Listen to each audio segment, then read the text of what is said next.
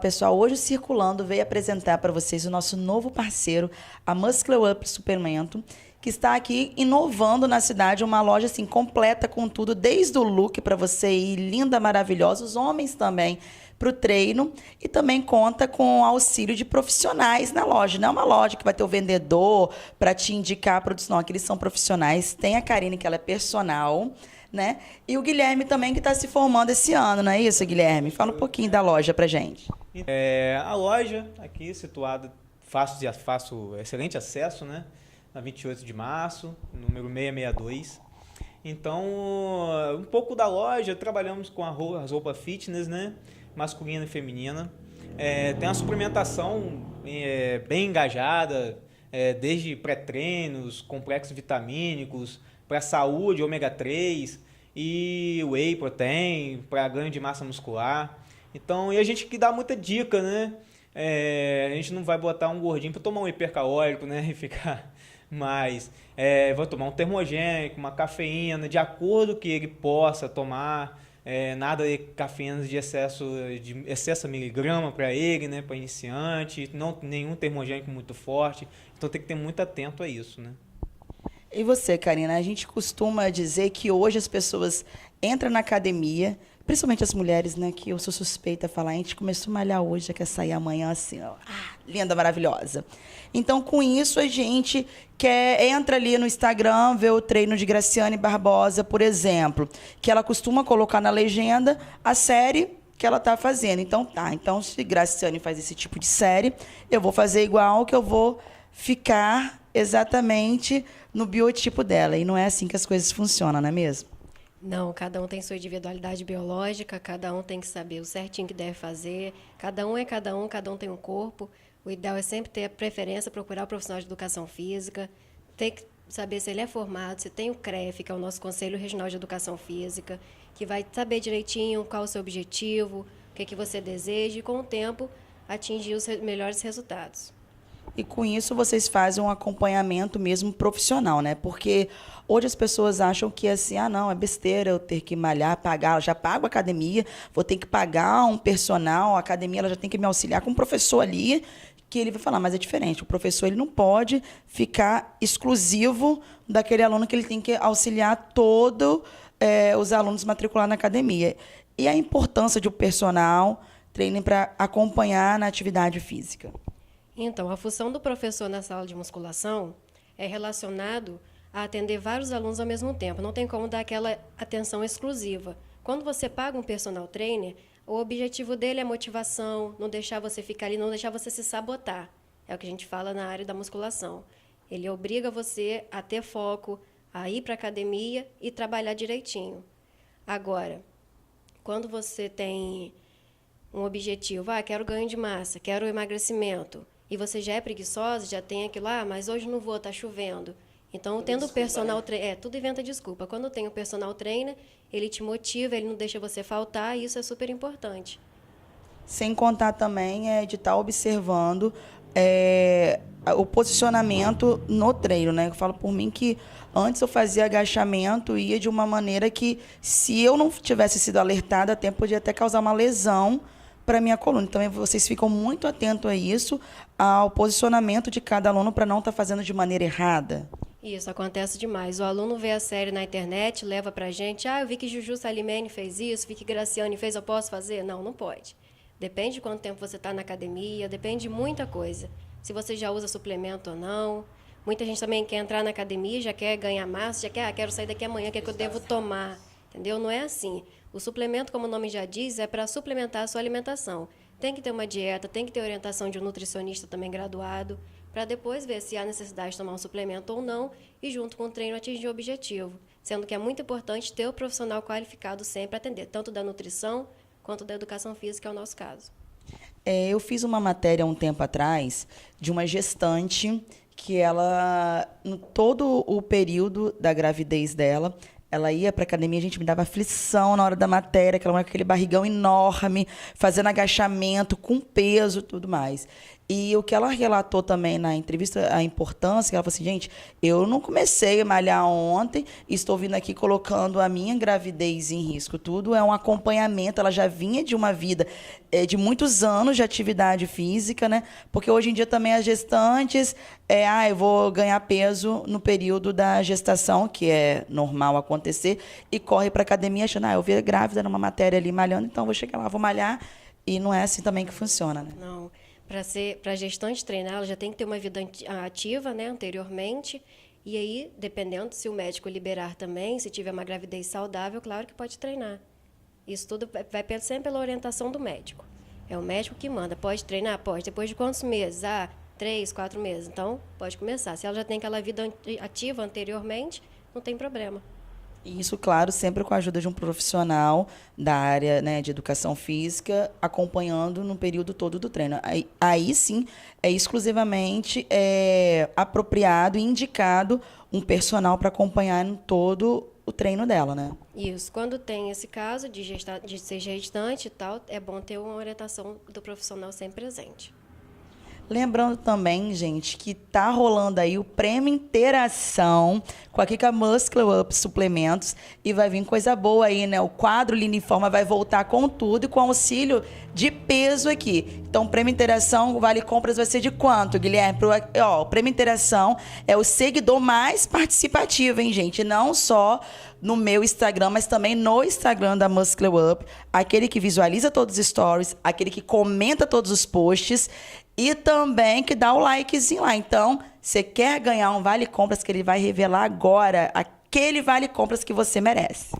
R$200. R$200 em Vale Compras. Gente, R$200 em Vale Compras. Então, corre. Vai estar aqui na barra as redes sociais da Muscle Up Suplementos. E qualquer dúvida também que você tiver, veio aqui na loja, não achou um produto determinado que você está querendo, você pode conversar com o Guilherme, que ele está aqui aberto para atender a sua necessidade. Então, não saia daqui, não achei naquela loja, vou em outra. Não, aqui o cliente é que manda. O que você quer, que estiver precisando, com certeza ele vai pesquisar, ele vai comprar para trazer o melhor para atender você. Então, vem comigo e vamos.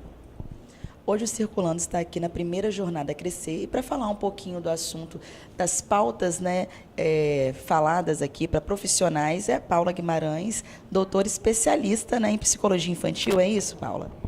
Isso mesmo. Essa jornada é muito legal, é uma jornada interdisciplinar que fala de diferentes aspectos com diferentes profissionais sobre o desenvolvimento infantil. Então, tem psicólogos, professor de educação física, fono, diferentes profissionais reunidos para trazer dados científicos, o que tem de mais novo para a gente falar de forma efetiva com as crianças do século XXI. Ontem mesmo foi abordado um tema no Globo Repórter justamente sobre a importância dos pais na educação, né, no desenvolvimento da criança para a maioridade. E um dos tópicos foi sobre o racismo, sobre bullying. E muitas vezes essas crianças sofrem o próprio bullying dos pais. Que tinha uma menina falando assim que a própria avó falava, você tem que alisar o cabelo, você tem que emagrecer. Então, achando que para a pessoa ser feliz, ela tem que ter um cabelo liso, ela tem que estar dentro de um padrão de sociedade que não existe um padrão. E vocês também tratam muito sobre isso com a família, né? Sim, é extremamente importante a família ter a ideia do quanto ela influencia e forma as crenças daquela criança. Porque às vezes no dia a dia, quando às vezes a mãe fala até dela mesma, né? Olha só esse meu cabelo, a menina está se modelando, está observando a mãe e vai repetir isso. E a criança, ela nasce sem preconceito, nasce sem estereótipos. Somos nós que vamos modelando elas para ficarem com tanto estigma e rótulos que a gente vê por aí, né? É verdade. E eu falo assim, para minha época, né, tenho 32 anos, não sou, mas muitas coisas mudaram muito. Antigamente, eu estava até relatando com a Érica, assim, o respeito pelos meus pais. Só da minha mãe olhar para mim, eu já sabia que aquilo ali era errado, que se chegasse em casa, ia ter a conversinha. E hoje as crianças, assim, elas... aonde que nós estamos errando, vamos dizer assim, né? Porque você olha, você briga, você repete 1000 vezes a mesma coisa e parece que elas não estão dando importância. A obediência ficou uma coisa assim tão difícil, né, da gente conseguir lidar com isso sem você castigar, sem você tirar coisas, sem você às vezes até bater, né? Como que a gente consegue tentar voltar essa verdadeira educação dos nossos pais para os nossos filhos hoje? Tu colocou bem, Priscila, porque quem erra somos nós, não são as crianças. Nós estamos errado. E eu vejo o maior problema são os pais perderem a credibilidade com a criança. No momento que fala algo e não cumpre. Então, por exemplo, ontem eu dei muito esse exemplo. A criança fez um comportamento indesejado. Os pais dizem, vai ficar uma semana sem computador. Criam um castigo que nem os pais vão aguentar. Uma semana com uma criança ali pedindo computador. O que acontece?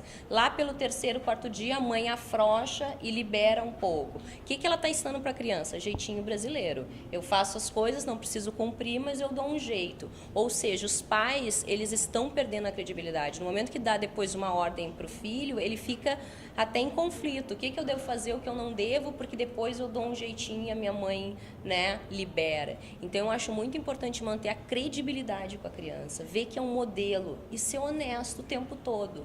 Mostrar as regras, combinações da casa e que tem uma hierarquia, sim. Os pais têm uma hierarquia de sabedoria com a criança, Não é um autoritarismo, uma autoridade, mas são pessoas que sabem mais e, por isso, tomam decisões quando se entra em conflito. Está faltando isso, hierarquia e os pais manterem a palavra, porque os próprios pais não cumprem. Eu sou, um exemplo disso. Eu até estava relatando com a Érica que eu tenho uma filha de 9 anos e está numa fase ela totalmente igual a mim. Então, você lidar com uma pessoa que você vê que é você ali, é muito difícil. Então, com isso, choca muito. Então, aquela coisa, você não vai fazer isso, você não vai para casa da sua avó. A última agora foi a viagem. Eu arrumei a mala, falei que ela não ia viajar, não ia. E, por fim, no último minutinho, eu fiquei com pena. Vai arrumar essa mala correndo. Perdeu a credibilidade. Então, é aquela coisa assim, ele já sabe, assim, eu vou fazer, ela vai falar, não vai. E depois, sabendo que a gente acaba ficando com pena, e faz tudo errado. E outra coisa importante muito é parar de usar tanto não com a criança, porque é uma palavra que a criança ela não tem uma maturidade cortical para segurar a impulsividade. Então, é muito mais efetivo a gente falar os comportamentos desejáveis, como, por exemplo, fica aí paradinho, do que, de repente, falar, não pula, não sei o que. A gente fala o comportamento que a gente deseja e não o proibido. É muito mais efetivo e a criança entende melhor. A criança fica muito confusa quando fica, não faz isso, não aquilo. A gente acaba banalizando não. Então, é muito mais efetivo a gente falar os comportamentos desejáveis, ao invés de sempre aquelas proibições. Mas, então, para a gente conseguir trazer o filho mais para perto, porque, querendo ou não, dessa forma, a gente acaba afastando um pouco, chegou uma fase também que eu falei assim, que eu acabo batendo muito de frente. Tô falando um depoimento meu, tá, gente? Que assim, eu acabo batendo muito de frente com a minha filha e acaba criando um certo mal-estar que parece, na verdade, não é aquela coisa mãe e filha, parece até 2 adolescentes ou 2 irmãs dentro de casa. Então, você aconselha o quê? Começar os pais a procurar um psicólogo, começar a partir deles uma terapia, para depois estar levando o filho para haver esse entendimento da verdadeira educação, de uma forma que você vai formar um filho com bom caráter, ter o respeito, o diálogo. Então, o recomendado, o passo inicial é os pais procurar ajuda, vamos dizer assim? Com certeza. Até na terapia infantil tem uma grande parte do tratamento que é com os pais. A criança nem vai em muitas consultas, porque é trabalhar a orientação de pais. É fundamental. Não tem como fazer um tratamento sem os pais participarem. Em muitos casos, os pais vão e a criança nem precisa, porque tratando os pais se resolve os sintomas da criança. É isso aí. Espero que vocês tenham gostado desse pequena préviazinha, um assunto, gente, que a gente pudesse ficar aqui o dia todo falando, que eu tenho certeza que é de interesse de muitas de vocês, mas não se preocupem, em breve vai ter aí no Circulando Papo Cadeira com uma psicóloga aí, que vai sempre ter diquinhas muito bacanas para vocês tirar dúvidas. Vocês podem mandar nas nossas redes sociais as suas dúvidas e não deixe de seguir também a doutora Paula, que sempre também tem diquinhas lá nas suas redes sociais. Ela também tem um canal no YouTube. Passa o pessoal de casa o seu canal, porque sempre vai ter assuntos, de acordo com o pedido ali da galera, os tópicos, você vai lá e elabora um assunto para tirar as dúvidas, está tentando por alto esclarecer, mas sendo que o fundamental é estar fazendo o acompanhamento, Isso. Eu brinco que as redes sociais não é terapia, mas é terapêutico, porque a gente aprende, divide conhecimento lá. E eu estou sempre atenta ao que o pessoal está escrevendo, você me curte, coloca a sugestão que eu faço o vídeo e falo sobre as pautas que vocês estão pedindo. E qual que é o canal no YouTube para o pessoal de casa estar seguindo lá, se inscrever, hein, gente? No YouTube é Psicóloga Paula Guimarães, segue lá. Curte, comenta. E deixa seu comentário do assunto que você pode estar passando, mas lembrando que hoje em dia todo mundo quer ir lá para o tio Google, para o YouTube, achando que vai solucionar o problema, não vai. Claro que vai esclarecer, sim, muitas dúvidas, mas se você, da onde você estiver, né, vendo essa matéria, procure um profissional da sua confiança e boa sorte aí, que tem tudo para dar tudo certo, você seguindo as recomendações certinho. Vem comigo e vamos circular. E agora estamos aqui com o Dr. Renato Gama, que é neurologista infantil e também vai falar um pouquinho para a gente como que é que cuidar de crianças, né? E você, na era hoje que todo mundo acha que o filho é hiperativo por a criança ser agitada, então tem muitas dúvidas no seu consultório e às vezes a criança não é aquilo, né? Sim, nós estamos nas épocas dos rótulos, né? Então as crianças muitas vezes elas têm uma rotulação por parte de professores, da família muitas vezes, né? Até a vizinhança muitas vezes. Aquele menino é bem elevado, então as crianças elas têm os rótulos e muitas vezes isso faz com que elas acreditem em rótulos que não são verdadeiros. Então é importante a gente desconstruir rótulos negativos e construir uma autoafirmação, uma sensação de poder na criança, no sentido de que ela é capaz de superar os seus desafios, de que ela é capaz de aprender mais, de ter um relacionamento mais harmônico e saudável na comunidade onde ela vive. Doutor, muitas das vezes os pais acham que só deve procurar ajuda profissional de um neurologista quando a criança mostra ter algum tipo de problema, vamos dizer assim. Ou não? Qual é o momento específico para procurar a ajuda de um profissional da sua área? Veja que nós vivemos realmente numa época de medicalização da vida. Então, os problemas mais corriqueiros da vida de uma criança, ou até dos adultos, dos idosos também, é a ideia de que todas as questões que se colocam, elas são obrigatoriamente problemas médicos. Então, nós temos que ter um certo equilíbrio e entender quando realmente deve se procurar ou quando as questões são passíveis de serem manejadas de uma forma mais natural. Lá no consultório, a gente trabalha muito, por exemplo, com a decisão compartilhada das terapêuticas. Então, com muita frequência, eu pergunto para os pacientes, você acha que isso é um problema que precise de medicamento? E algumas vezes as pessoas dizem que não, dizem que, olha, eu gostaria de tratar desse assunto com uma terapia.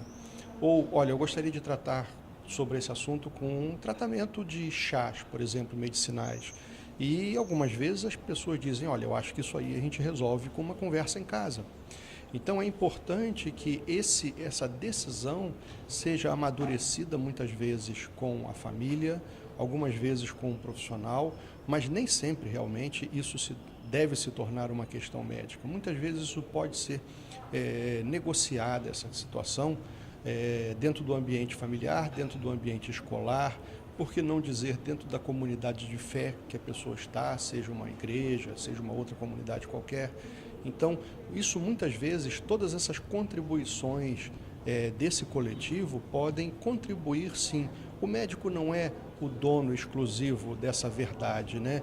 Então, na medida em que a família deseja essa interlocução do médico, ela é bem-vinda. Às vezes que a família entende que essa interlocução pode ser restrita ao ambiente da família, também é aceitável e também é bem-vindo que essa decisão seja respeitada. Estamos vivendo uma era muito tecnológica, né? Que as crianças, na verdade, perderam um pouco a infância daquela coisa de brincar, de pique na rua, de interagir mais, de ler um livro para ficar 24 horas com celular, internet, YouTube, enfim.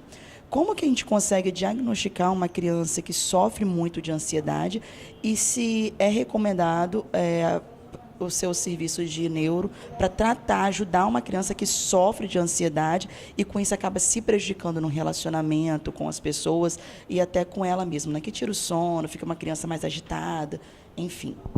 Veja que o uso excessivo de tecnologia não é uma doença, ela é mais para um sintoma do que uma doença. Ela é um sintoma, por exemplo, que a família não vai bem. Ela é um sintoma de que os momentos de relacionamento familiar estão sendo trocados por outras prioridades. sendo substituídos. Então, na verdade, entendendo ele como um sintoma de um problema da família e não como uma doença da criança, a gente começa a entender melhor como lidar com aquela questão. Então, na medida em que você, por exemplo, entende que essa atitude da criança em procurar a tecnologia pode ser uma substituição da falta de tempo de qualidade dos pais, que muitas vezes estão excessivamente ocupados com trabalho, ou excessivamente eles mesmos ocupados com tecnologia, ou, enfim, ocupados com uma série de outros compromissos, e a criança deixa de ser a prioridade, automaticamente, como um sintoma daquilo, a criança vai buscar o que fazer. E aí ela vai buscar a TV, ela vai buscar o game, ela vai buscar a internet.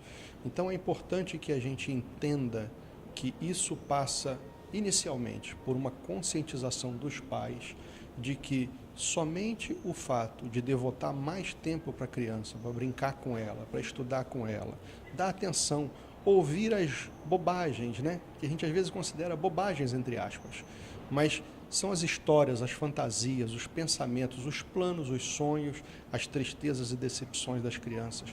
Só o fato da gente começar a dar mais tempo para a criança, ouvi-la, isso vai fazer com que ela perca o interesse, porque não tenha dúvidas, nenhuma criança troca tempo de qualidade com os pais, com os irmãos, com os primos, por celular. Se você perguntar para uma criança pequena, não aquele adolescente que já está viciado no game, o que você prefere? Brincar com seu priminho, brincar com o irmãozinho ou andar de bicicleta com o pai e com a mãe? Nenhuma criança vai querer. Eles vão preferir a companhia do pai e a mãe. Depois que o pensamento já está cristalizado dessa forma, né, aí muitas vezes é difícil, é de tirar o adolescente, tirar o adulto, porque eu tenho adultos que têm esse problema, né?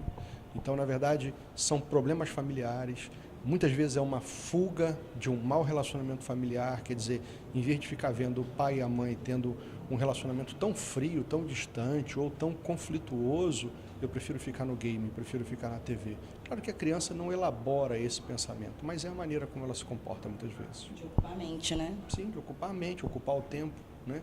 E uma das coisas que a gente percebe lá no consultório, curioso, a gente assinou um monte de revistas que a gente considerou legais.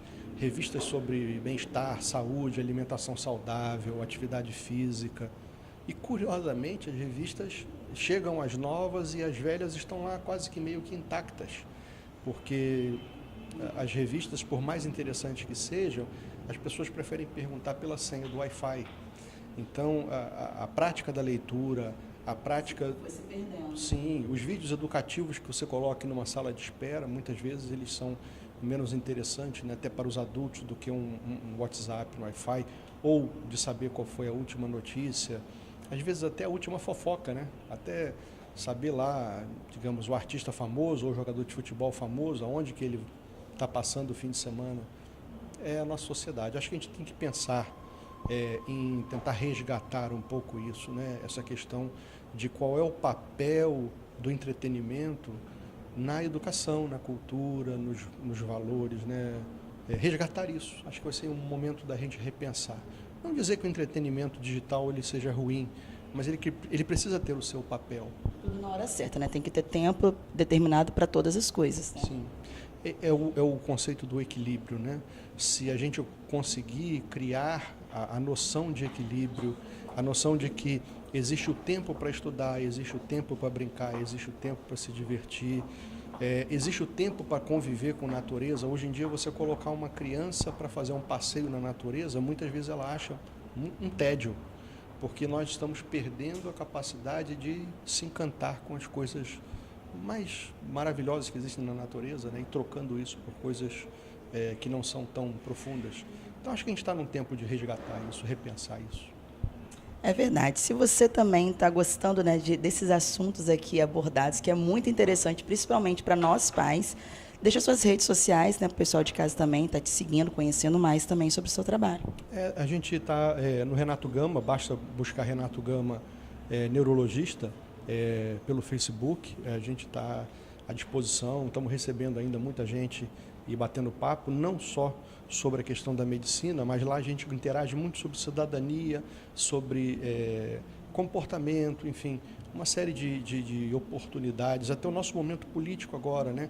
Ouvir, conversar de maneira respeitosa sobre as opiniões das pessoas, os posicionamentos. Então, eu acho que a gente precisa usar também a rede social para amadurecer esse sentimento de cidadania. Então, acho que ali é um lugar legal e os seguidores serão bem-vindos para a gente bater papo sobre essas coisas todas.